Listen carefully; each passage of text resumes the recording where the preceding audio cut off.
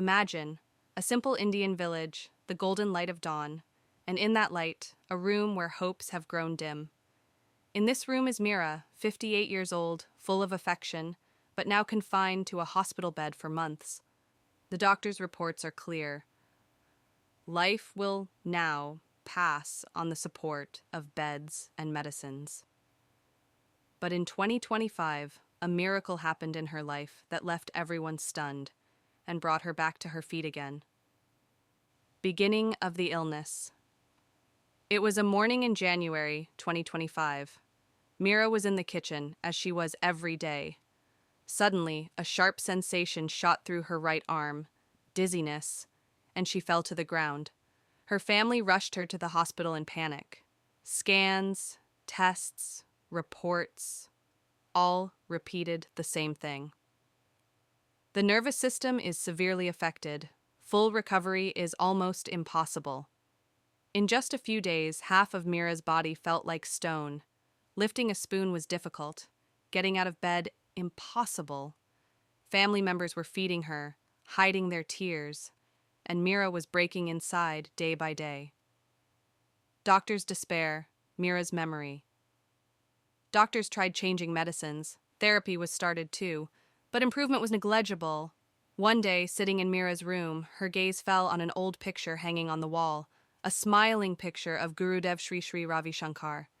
She suddenly remembered that Art of Living workshop from years ago, where she had first practiced powerful breathing techniques and felt a strange peace within. From there, a thought arose in her mind. When everything has slipped out of my hands, why not start again with that same breath? The very next morning, when faint light was entering the room through the window, Mira decided she would not give up now. Right on the bed, as much as her body allowed, she began light pranayama. Slowly, long, deep breaths. With each breath, releasing every pain, every fear, and praying to Gurudev in her mind, "Please take care of everything. I am now completely in your hands." Days passed. Calendar dates kept changing, from January to February, then March. But Mira's practice did not stop. Sometimes the pain was more, sometimes fatigue, but every morning, every evening, she kept trying to connect only with her breath and that unseen grace. First spark of the miracle. Then one morning, the cool March breeze entered the room. Mira closed her eyes and took her daily breaths as usual. Suddenly, she felt a slight tickle in her feet. At first, she thought she was imagining it. But as she looked closely, her toes were moving ever so slightly. Surprise and joy came to her face together. By that evening, she started trying to sit up on the bed by herself. Family members were stunned. The family took her back to the hospital. Doctors ordered re-scans.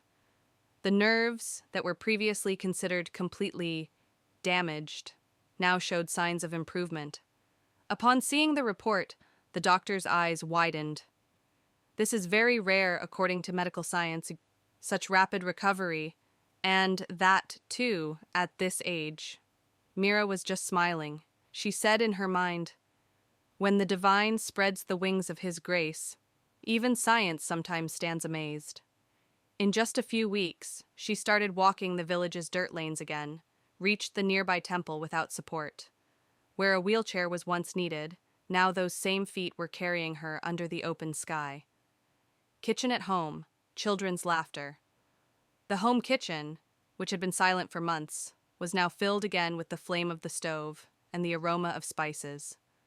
Mira sat down with the rolling board and pin again. While baking rotis, there was a glow of contentment on her face. Little grandchildren were clinging to her legs. "Dadi, you're better again." In the evenings, villagers gathered for bhajans and kirtan, and Mira sat in the middle sharing her experience. Tears came to many people's eyes, not just from her words, but from that living example who was standing on her own 2 feet before them. When people asked her, "How did this happen exactly?" she would simply say, I just made friends with my breath every day, and the rest was done by some unseen hand. She felt inside as if a soft blue light flowed within her with every breath, connecting the broken nerves, soothed the tired mind. If, in the earlier picture, you saw her confined to the bed, in today's picture, the same Mira appears under the open sky, with straight shoulders, strong steps. The difference in between was not just of medicines, but of faith, breath, and Guru's grace. Mira's story is not just about her body healing, but about the story of her inner surrender.